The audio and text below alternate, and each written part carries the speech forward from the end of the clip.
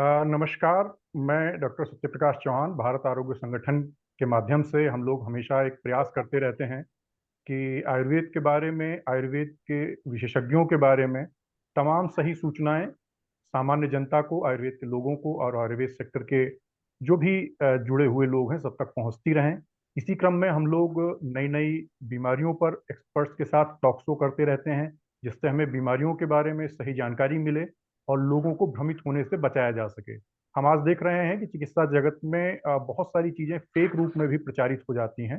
तो भारत आरोग्य संगठन के माध्यम से इसीलिए हम सही विशेषज्ञों के साथ में इस तरह के प्रोग्राम करते हैं ताकि सभी को सही जानकारी मिलती रहे।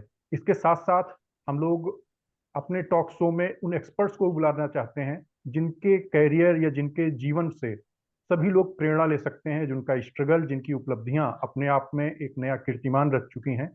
ऐसी ही सिचुएशन में जब हम उन परिस्थितियों में रह रहे हैं जहाँ पे समाज में एक सामान्य सी मान्यता है कि अगर आपको सफलता पानी है तो आपका स्कूलिंग किसी अच्छे, बहुत ही रेपुटेटेड या कहिए बड़े महंगे कॉन्वेंट स्कूल से हो, या आपके पास बहुत महंगी किताबें हों, या आपने जीवन में किसी बड़े शहर में आप बिलोंग करते हों, या किसी बड़ी कोचिंग का आपने सहारा लिया हो। लेकिन ये सभी चीज़ें हार्ड वर्क के आगे, लगन के आगे कहीं ना कहीं छोटी सिद्ध हो जाती हैं।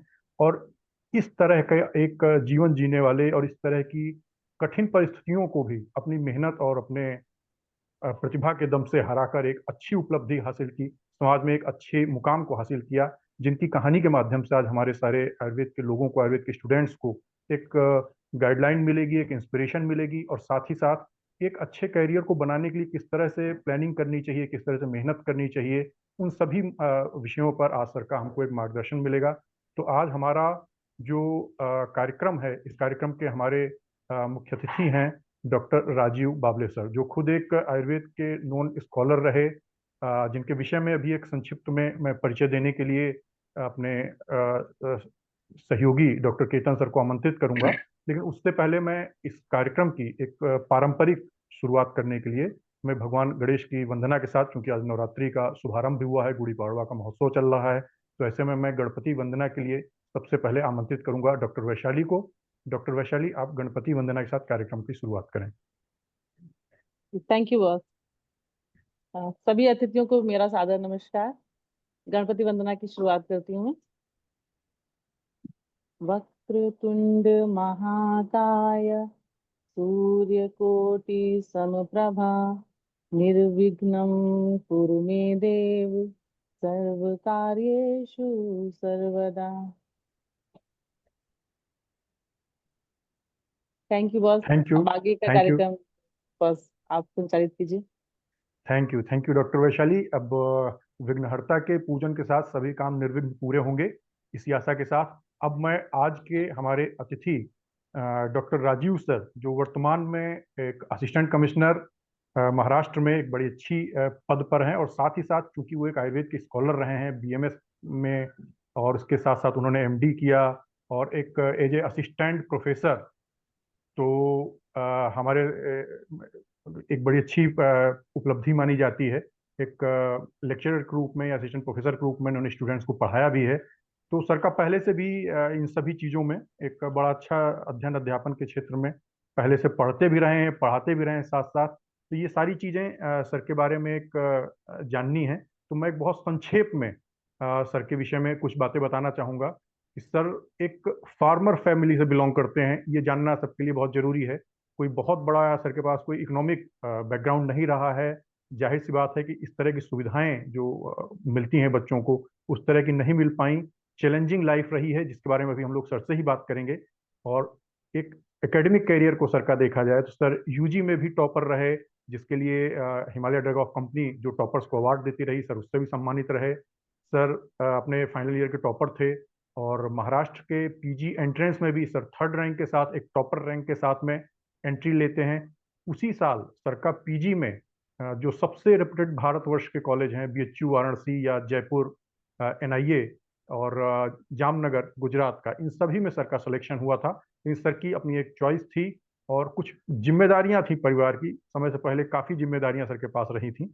इसके कारण सर ने, क्योंकि थोड़ा सा क्लिनिकल में इंटरेस्ट भी काफ़ी ज़्यादा था, तो महाराष्ट्र में चूंकि क्लिनिकल बैकग्राउंड और हॉस्पिटल्स बहुत अच्छे रनिंग में रहते हैं, इसलिए सर ने अल्टीमेटली महाराष्ट्र को चुना और बाल रोग विभाग सर ने उस समय चयनित किया था।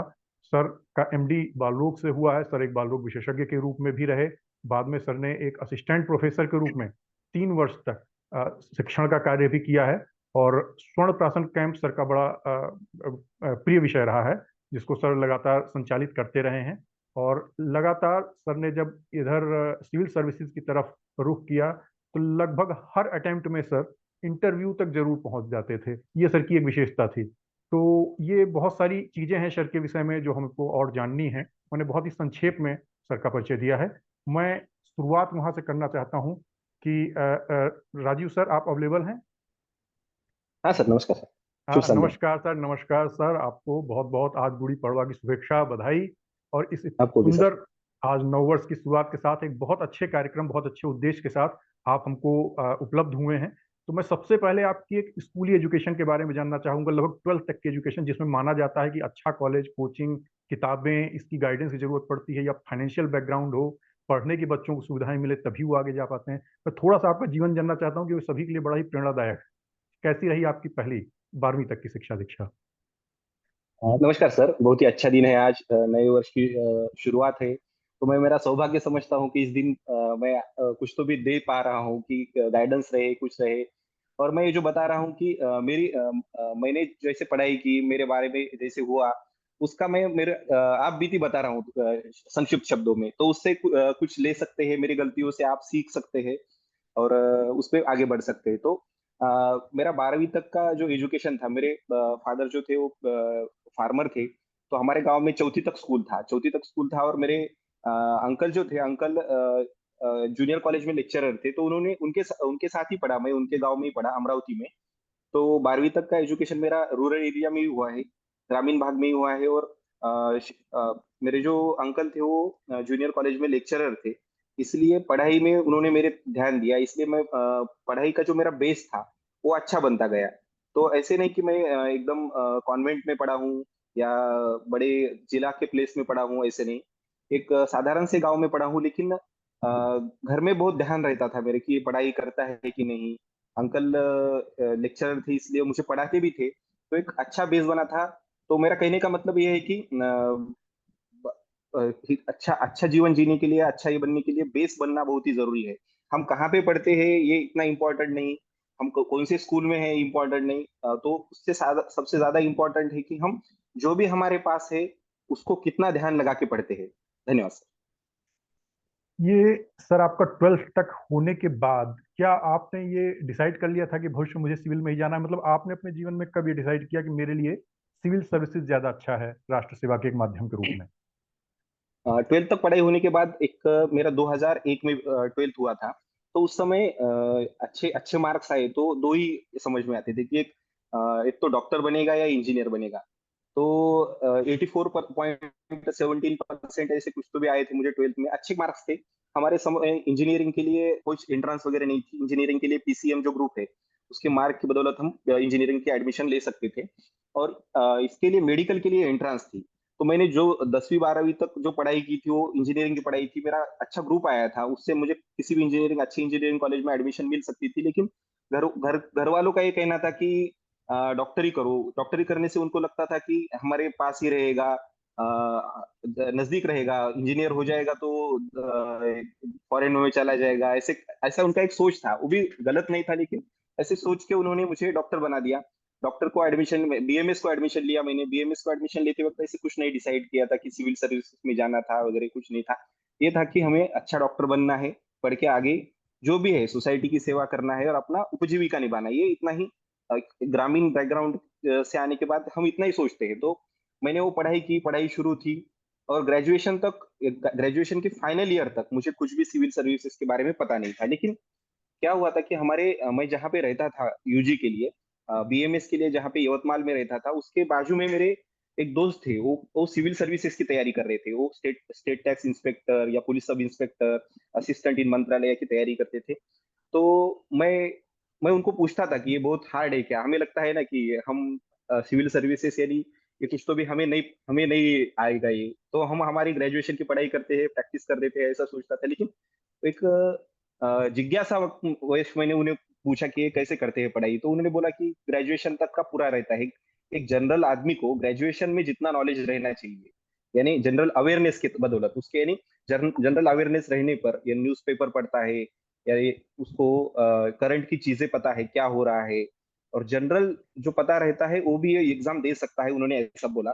तो मेरे मन में तब था कि ये करेंगे, हम ऐसे करने का सोच रहा था। तो फिर भी क्या हुआ था कि उन्होंने मुझे एक बात बताई थी कि ये एग्जाम करने के लिए पहले प्रिलिमिनरी एग्जाम रहती है, फिर मेंस रहता है, फिर इंटरव्यू रहता है। तो ये तीनों स्टेजेस में हमें जाकर लास्ट में हमारा सिलेक्शन होता है। तो ये जो प्रोसीजर थी 1-1.5 साल तक चलती रहती थी। तो उस वक्त मैंने ऐसे सोचा कि मैंने 5-6 साल इतना ग्रेजुएशन में पढ़ाई की है, अच्छा स्कोर किया है, तो क्यों ना मैं एमडी को एडमिशन ले लेता हूँ। एमडी का एडमिशन लेने के बाद मैं मेरे ये जो तैयारी है वो कर सकता हूँ। तो इस उद्देश्य से मैंने एमडी एंट्रेंस दी, और एमडी एंट्रेंस में अच्छा रैंक आने के बाद मैंने फिर पीजी को एडमिशन लिया। धन्यवाद सर। जी जी। तो सर, ये आपका जब पीजी हुआ, आपके बारे में ये भी सुना है कि आप पढ़ते हुए पढ़ाते भी थे। आपने ग्रेजुएशन के टाइम पे खुद भी पढ़ा, और आपके फ्रेंड सर्किल में ये चीज़ बड़ी खास मानी जाती थी कि एग्जाम ओरिएंटेड, या जब एग्जाम का टाइम आता है और पढ़ाई टफ करनी होती है, तो डॉक्टर राजीव से कुछ नोट्स लिए जाएं, उनसे कुछ सलाह ली जाए। मतलब आप उस टाइप के स्टूडेंट थे जो अपना जिस क्लास में पढ़ रहे थे अपने साथियों को पढ़ाते भी रहते थे, और आपने अर्न करते हुए पढ़ा है, ये भी हम लोगों ने जाना है आपके बारे में कि अपनी फाइनेंशियल रिस्पॉन्सिबिलिटीज को निभाते हुए आपने अपनी पढ़ाई पूरी की है। ये तो काफी टफ टाइम रहता था। ऐसे में मैं ये जानना चाहता हूँ कि आप टाइम कैसे मैनेज कर रहे थे, क्योंकि पेडियाट्रिक्स मतलब कौमार भत्ते जैसी ब्रांच जो एक रनिंग रहती है, एक ओपीडी आईपीडी आईपीडी में लेटे हुए पेशेंट्स डॉक्टर को नाइट ड्यूटी में सोने नहीं देते हैं। हर छोटी छोटी कंप्लेन के लिए, और बच्चा थोड़ा सा रो भी देता था, उसके पेरेंट्स आके डॉक्टर को जरूर बुला के ले जाते हैं कि देखिए सर क्या हो गया क्या हो गया, बेशक वो सिंपल सा केवल दूध न पीने की वजह से रो रहा हो। तो ऐसी सिचुएशन में डे लाइफ बहुत हेक्टिक होती थी, नाइट ड्यूटीज भी लगातार बालरोग में आपकी लगती रही।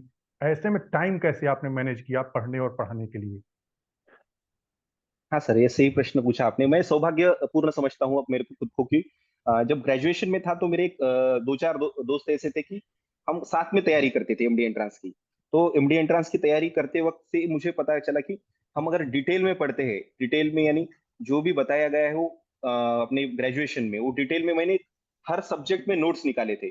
फिर नोट्स निकाल के हम उस पर डिस्कशन करते थे। तो एंट्रेंस के समय मुझे इतना ईजी गया कि जो भी क्वेश्चन थे वो सबके सब क्वेश्चन मुझे ऐसे लगता था कि हाँ ये मेरे यहाँ से नोट से आया है, ये यहाँ से आया है। तो हमारा डिस्कशन बहुत हेल्दी रहता था।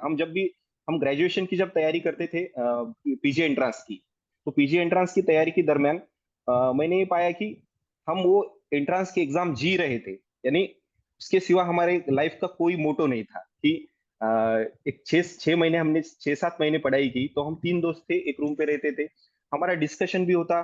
तो इस पे होता था, एंट्रेंस एग्जामिनेशन पे होता था।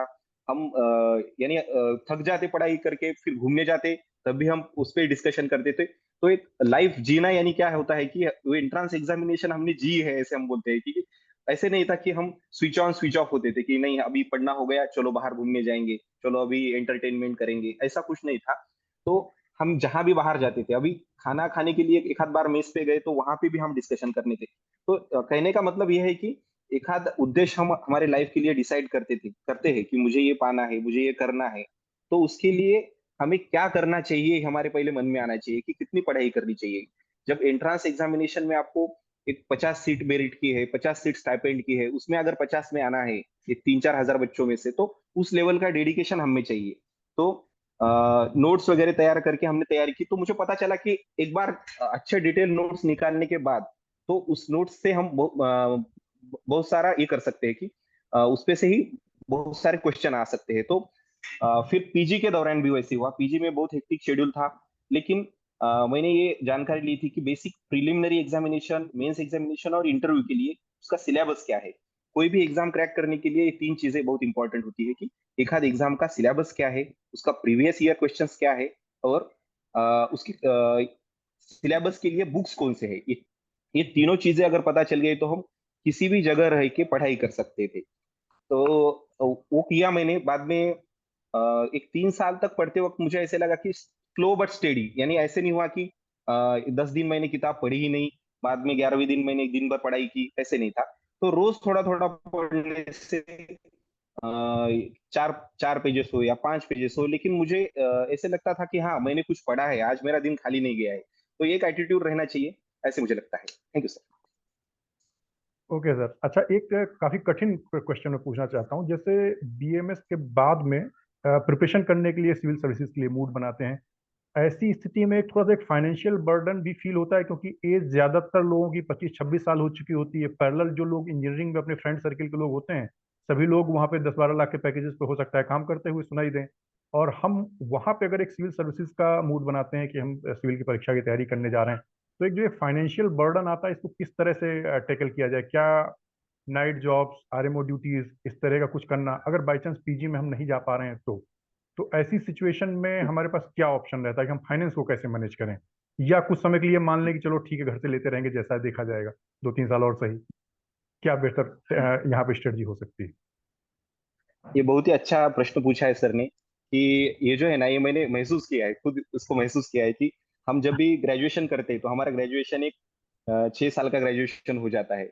तो 6 साल में हमारा एज 24 तक जाता है, तो उस एज में हम घर से पैसे कैसे ले, और घर की भी रिस्पॉन्सिबिलिटी, छोटे भाई बहन वगैरह रहे तो उनको पढ़ाना भी ये एक रिस्पॉन्सिबिलिटी हो जाती है। तो इसी वजह से मैंने भी ये फेस किया है। जब मैं फाइनल ईयर में आया, मैंने इंटर्नशिप जब चालू थी मेरी, तब मैंने सोचा कि मुझे अभी सिविल सर्विसेज करना है। तो यहाँ पे आने के बाद मेरी उम्र हो गई थी तकरीबन 23-24 साल। तो उस समय पूरा घर पे बैठ के कोचिंग लगा के कुछ अर्न न करते हुए तैयारी करना, ये थोड़ा फाइनेंशियली बर्डनसम हो जाता था। तो और मेरे छोटे भाई बहन भी थे, उनको भी पढ़ाना था। इसलिए मैंने पीजी का डिसीजन लिया, पीजी करने का डिसीजन लिया। तो ऐसा हो सकता है कि किसी को पीजी नहीं करना है तो क्या करना है, या आरएमओशिप करनी है, क्या करना है। तो मैं मेरा पर्सनल एक्सपीरियंस ऐसे बताता हूँ कि हम एक आधा जॉब करके भी अच्छे तरह से पढ़ाई कर सकते हैं सर। कि उसके लिए ऐसे जरूरी नहीं कि हमने घर घर बैठना है, एक 24 घंटे हमने पढ़ाई करनी है, कोचिंग करना है। ऐसे नहीं, ये मेरा पर्सनल ओपिनियन है, क्योंकि मैंने अभी 2013 में मेरा नायब तहसीलदार करके सिलेक्शन हुआ था महाराष्ट्र स्टेट में। 2013 की एग्जाम में 14 में मैंने ज्वाइन किया था। 14 से लेकर 19 तक हर बार मैं सिविल सर्विस, नायब तहसीलदार ये क्लास 2 की पोस्ट है, क्लास ग्रुप बी की पोस्ट है वैसे। लेकिन मुझे ग्रुप ए में जाना था, इसलिए मुझे अपग्रेडेशन करना था, खुद का अपग्रेडेशन करना था, खुद को आगे बढ़ाना था करियर में। तो मैंने ऐसे नहीं सोचा कि अभी मैं घर पे बैठता हूँ पढ़ाई करता हूँ, क्योंकि वो एज पे वो सूट नहीं होता है। जिम्मेदारियां बहुत बढ़ जाती है, और फाइनेंशियली थोड़ा वीक स्टेटस रहा तो कैसे होता है कि उस वो फाइनेंशियल बर्डन जो है वो पढ़ाई की तरफ ध्यान नहीं देने देता। तो मैंने खुद ये 6 साल, 13 से लेकर 19 तक कंटिन्यूअस जॉब करते हुए पढ़ा है। हर बार मैं इंटरव्यू तक जाता था, प्रीलिम्स देता था, मेंस देता था और इंटरव्यू देता था। तो मुझे तो क्लास 2 ग्रुप बी तो एग्जाम पोस्ट नहीं चाहिए थी, मुझे ग्रुप ए की एग्जाम पोस्ट चाहिए थी। तो मुझे वो थोड़ा बहुत कम गिरता था उसमें मैं। तो मेरा ये कहना है कि अ, आप अगर आयुर्वेद के छात्र है, आपको सिविल सर्विसेज में करियर करना है, तो आप फर्स्ट ईयर से ठान लीजिए कि आपको क्या करना है, प्रैक्टिस करनी है या क्या करना है। इधर बीएमएस की स्टडी करते वक्त आप कुछ प्लानिंग कर सकते हैं। हमारे वक्त वैसे नहीं हुआ था, क्योंकि वहां पे लैक ऑफ गाइडेंस था हमारे। जब हम 2001-2 की बात करते हैं, तो यूट्यूब या सोशल मीडिया या ई लर्निंग इतना पॉपुलर नहीं था कि हमें जाके एग्जाम का फॉर्म पोस्ट में से मिलता था, पोस्ट ऑफिस से एग्जाम का फॉर्म लाते थे, फिल करते थे, फिर भेजते थे। तो अभी थोड़ा वर्ल्ड फास्ट हो गया है, हमें घर बैठे एक आध कोर्स करके, हम घर पे बैठ के एक आध कोर्स करके उसमें मास्टरी कर सकते हैं। तो आपका एम डिसाइड कीजिए आप, और जरूरी नहीं कि हम घर पे बैठ के 24 घंटे पढ़ के ही सक्सेस हो सकते हैं, हम हमारा काम करते वक्त भी सक्सेस हो सकते हैं। मेरा पर्सनल अनुभव ऐसा है कि मेरे कुछ दोस्त थे कि वो 24 घंटे पढ़ के तैयारी कर रहे थे, लेकिन मैं जॉब करके तैयारी कर रहा था। तो मेरे मन में हमेशा ही रहता था कि हाँ, मैं 8 घंटे 10 घंटे जॉब कर रहा हूँ, मेरा जब भी मुझे खाली समय मिलता है वो मुझे वेस्ट नहीं करना है। ये जो भावना है कि मुझे ये टाइम वेस्ट नहीं करना है, ये हमको बहुत आगे लेके जा सकती है। क्योंकि अगर 24 घंटे मेरे पास रहे तो मैं सोचता हूँ हाँ ठीक है, आज 8 बजे उठा हूँ, कल 9 बजे उठता हूँ, फिर थोड़ा टहल लेता हूँ, दिन भर तो पढ़ाई ही करना है। तो ये जो है उतना पैशनेट नहीं होता आदमी उसके लिए। लेकिन अगर मुझे जॉब करना है, मुझे 9 से 6 अगर जॉब है, 9 से 6 बजे तक जॉब करना है, तो मैं पहले 6 बजे से सोचूंगा कि मुझे 3 घंटे पढ़ना है 9 बजे तक, या 8 बजे तक 2 घंटे पढ़ना है। और 6 बजे के आने के बाद मैं ऐसे सोचूंगा कि नहीं, मैंने दिन भर काम किया है, मेरी पढ़ाई की तरफ ध्यान नहीं दिया है, मुझे अभी टाइम वेस्ट नहीं करना है। तो हम कितने घंटे पढ़ाई कर रहे हैं या कितना दे रहे हैं या खाली रह के कर रहे हैं वो इम्पोर्टेंट नहीं, हम कितने स्मार्ट वे से वो करते हैं वो ज्यादा इम्पोर्टेंट है। क्योंकि अभी तो मैं जब पढ़ाई करता था तो चैलेंजेस कौन से थी, लैक ऑफ गाइडेंस था, फाइनेंशियल प्रॉब्लम था, हमारा यूजी का लॉन्ग ड्यूरेशन, फैमिली प्रॉब्लम थे। तो ये सब छोड़ के वो मैनेज करना, यानी हमें खुद को सेल्फ मोटिवेट करते रहना चाहिए, हमेशा बताते जाना चाहिए कि हाँ मुझे करना है, मेरा ये एम है। अगर मुझे टाइम कम मिल रहा है तो मैं स्मार्ट वे से करूंगा और कंटिन्यूस करूंगा। हमने वो रैबिट और कछुए की तो बात सुनी है कि हम कितने स्लोली जा रहे हैं इंपॉर्टेंट नहीं, हम कितने स्टेडीली जाते हैं इंपॉर्टेंट है कोई भी गोल अचीव करने के लिए। धन्यवाद sir. Okay, thank you sir. यहाँ पे आपने सेल्फ मोटिवेशन की बात कही। मैं एक चीज इसी से रिलेटेड एक क्वेश्चन पूछना चाहूंगा। आपके करियर में लगातार ये रहा कि आपने एग्जाम दिया तो आप एटलीस्ट प्री मेन क्रॉस करके इंटरव्यू तक गए। इट सेल्फ ये एक मोटिवेशन हो जाता है कि हाँ हम सही हैं तभी इंटरव्यू तक आ रहे हैं। कुछ कैंडिडेट्स के साथ ऐसा होता है कि पहला या दूसरा अटेम्प्ट दिया उसमें वो प्रीलिम्स भी क्लियर नहीं हुए। ऐसी सिचुएशन में जब एक स्ट्रेस आता है उसको कैसे मैनेज करें? क्या वहां पे तैयारी छोड़ देना ही ठीक है कि हमारा पहला प्रीलिम्स में नहीं हुआ है, 1 साल हमने दे लिया, 2 साल दे दिया, तो अब क्या मान लें कि हम उसके लिए अयोग्य हैं और हमको ये तैयारी छोड़ देनी चाहिए या कोई और स्ट्रेटजी अपनानी चाहिए? हाँ सर, ये अभी फिलहाल के कंडीशन में बहुत ही इंपॉर्टेंट प्रश्न है, क्योंकि सिविल सर्विसेज की एज लिमिट है ना 38-45 तक की है गवर्नमेंट ने। तो कुछ छात्र जो रहते हैं पहले 2 साल में तैयारी करते हैं, उनको लगता है कि हाँ मैं 2 साल पढ़ाई करूंगा, देखूंगा कितना हार्ड है ये, कितना आ सकता है मुझे, फिर तीसरे साल से मैं सीरियस होके करूंगा, ऐसे भी सोचते हैं। तो इसके लिए मुझे ये बताना चाहिए कि हमारा एटीट्यूड है जो एग्जाम की तरफ का, पहले साल से ही ऐसा रहना चाहिए, मैं फर्स्ट डे से तैयारी कर रहा हूँ और मुझे ये सीरियसली लेना चाहिए। क्योंकि मैंने बहुत से मेरे दोस्त वगैरह देखे हैं कि वो बोलते हैं कि हाँ ये पहला साल है, मैं देखूंगा कौन सा कितना हार्ड लेवल है, बाद में मैं अगले साल से तैयारी करूंगा। फिर उनको 1 साल होने के बाद लगता है नहीं नहीं मैं ये नहीं कर पाऊंगा, उनका सेल्फ कॉन्फिडेंस जो है वो कम होती जाता है। तो उसके लिए मेरा ये सुझाव है कि हम पहले दिन से तैयारी करते वक्त ऐसा ठान ले कि हाँ मुझे यही यही अटेम्प्ट में एक ये पास करना है, यही अटेम्प्ट में इसे लेना है। तो ये एटीट्यूड रह के भी अगर हमको थोड़ा ऐसे लगता है कि हाँ मैं 4-5 मार्क्स से कम गिरा हूँ, हाँ मैं कर सकता हूँ, तो खुद को समझ में आता है कि मैं कर सकता हूँ कि नहीं है। तो दूसरी चीज ये है कि हम लगातार 3-4 अटेम्प्ट में प्रीलिम पास नहीं हो रहे, तो हमारे हमारे पास कुछ तो भी प्लान बी होना जरूरी है। जो अभी फिलहाल की कंडीशन में मैं देखता हूँ कि 38-40 एज तक जो बच्चे हैं वो पढ़ाई करते रहते हैं, 40 एज के बाद उनको प्रैक्टिस करने में भी मन नहीं लगता और उधर करियर करने में मन नहीं लगता। तो हमारा प्लान बी, हमने 1-2 अटेम्प्ट के बाद ही हमें हमारा प्लान बी रेडी रखना चाहिए कि हाँ मेरा ये सपना है, लेकिन मैं इसको इसके लिए पूरी 100% दे रहा हूँ। लेकिन अगर नहीं हुआ है तो मेरा ये प्लान भी ये है मेरा। क्योंकि हमें, मेरा ये मानना है कि हमें सक्सेसफुल लाइफ, ये सक्सेसफुल करियर की ये दोनों अलग चीजें है। कि सक्सेसफुल करियर यानी हाँ मुझे सिविल सर्विसेज में जाना है और मैं वहां पे जाके ही रुकूंगा, ये आपने ठान ली, ये आपका करियर का पार्ट हो गया। लेकिन कुछ दुर्भाग्यवश है या कुछ कंडीशंस है, एग्जाम के समय तबियत खराब हो गई, अटेम्प्ट खत्म हो गए, तो वो होने के बाद उतने ही तेजी से या उतने ही मोटिवेशन से हमें हमारा प्लान भी एग्जीक्यूट करना चाहिए। दिस इज द मंत्र फॉर सक्सेसफुल लाइफ। तो ऐसे नहीं होना चाहिए कि हाँ मुझे ये नहीं मिला है तो मेरा लाइफ वेस्ट हो गया, नहीं मिला तो मेरा करियर खराब हो गया, ऐसे नहीं है। तो ये करियर एक आपका लाइफ का पार्ट है, आपको दूसरे पार्ट भी उतने ही ये करने इससे करना चाहिए। और प्लान भी अपना, मैं ऐसे नहीं बोलता कि हर वक्त हमने तैयारी शुरू करते समय ही प्लान भी डिसाइड करना चाहिए। हमने देखना चाहिए कि हमने, हाँ मैंने ये 3 अटेम्प्ट दिए हैं, 3 अटेम्प्ट में मैं ये चीजों में कम गिर रहा हूँ, मैंने ये तैयारी की इतना 100% दिया लेकिन मुझे ये नहीं हो रहा, तो मुझे मेरा ये प्लान भी डिसाइड करना है। क्योंकि हम हमारा करियर देखेंगे या हमारे फैमिली का भी देखेंगे, फैमिली बैकग्राउंड का देखेंगे, छोटे भाई बहन रहते हैं, तो ये सब चीजें ध्यान में लेते हुए प्लान बी भी रेडी रखना चाहिए, ऐसे मेरा पर्सनल ओपिनियन है सर। धन्यवाद सर। ये बहुत अच्छा सर आपने आंसर दिया, क्योंकि कई बार एक ये स्टोरी का एक पार्ट 2 भी होता है। हमने तैयारी की, काफी मेहनत की, एफर्ट भी किए, बट शायद वो भाग्य में नहीं था, कई बार हमारा सिलेक्शन नहीं ही हो पाता, ऐसा भी होता है। तो आपने जो है बताया कि प्लान बी के साथ अपना तैयारी रखनी चाहिए और सक्सेसफुल कैरियर से कहीं ज्यादा महत्वपूर्ण एक सक्सेसफुल लाइफ है। हो सकता है यस। सिविल की बजाय आपका कुछ और कैरियर ऊपर वाले ने लिख रखा हो, तो बहुत ज़्यादा हताश नहीं होना चाहिए। अगर अटेम्प्ट में सक्सेस नहीं भी मिलती है तो आप सक्सेसफुल लाइफ के बारे में सोचें। मैं यहाँ पर आपको आपके पीछे इतिहास में ले जाना चाहूँगा।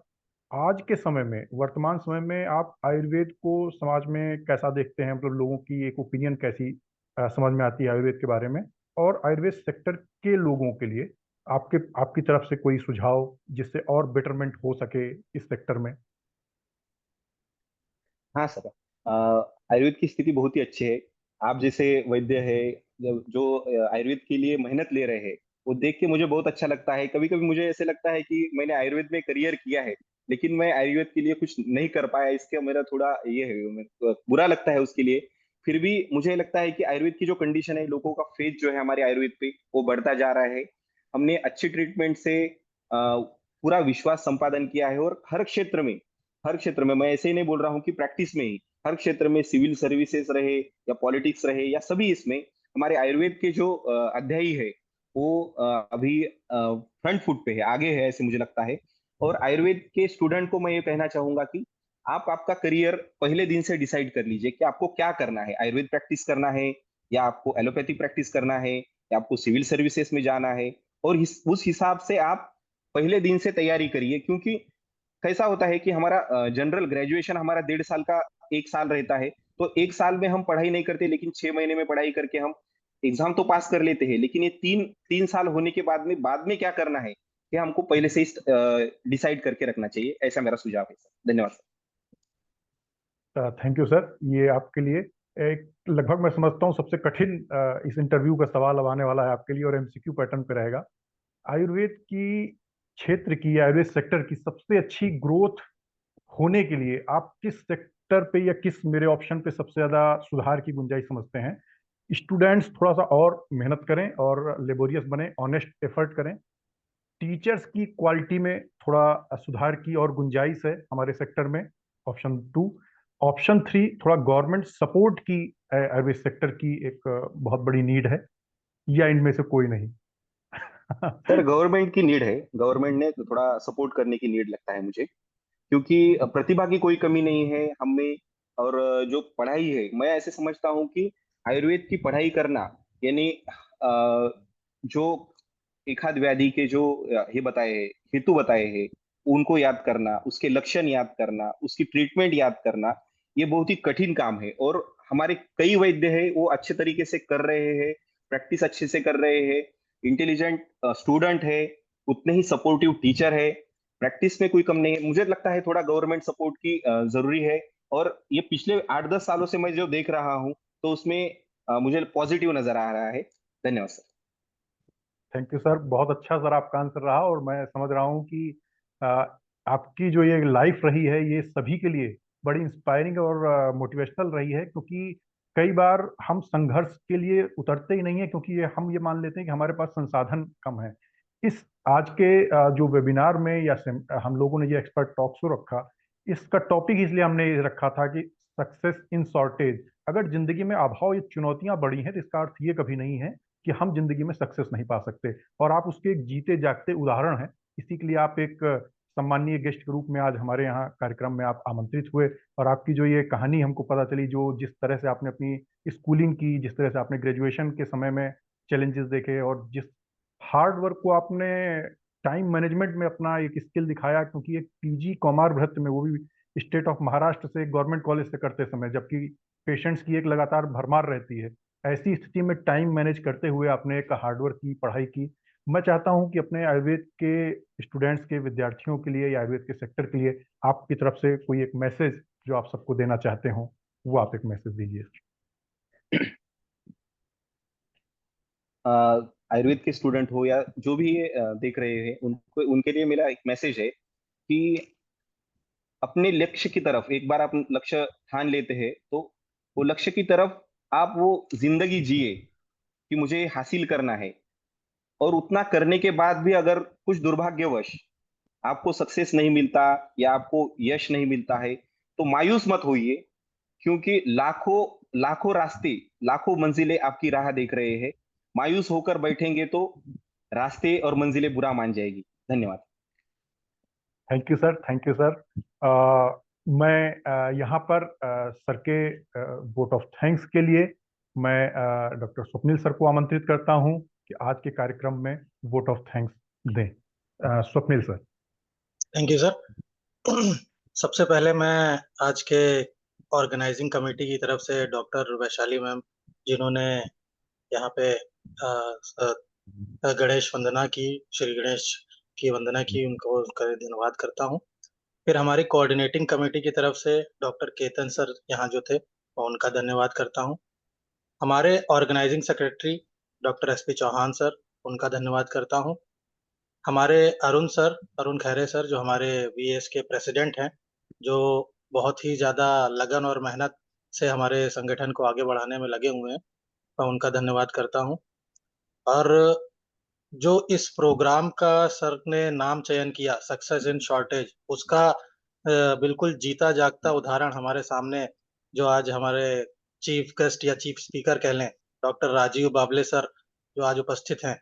मैं सबसे ज़्यादा धन्यवाद उनका करना चाहता हूँ, जिन्होंने अपने एक जीवन की जो यात्रा उनकी रही है, उसको उन्होंने कुछ शब्दों में यहाँ पे बताया, कैसे उन्होंने इतने संघर्ष के साथ अपना जीवन आगे बढ़ाया और कैसे आज उस सम्माननीय एक प्रतिष्ठावान पद पे विराजमान है और हमारे आयुर्वेद के गौरव के तरह वहाँ पे विद्यमान है।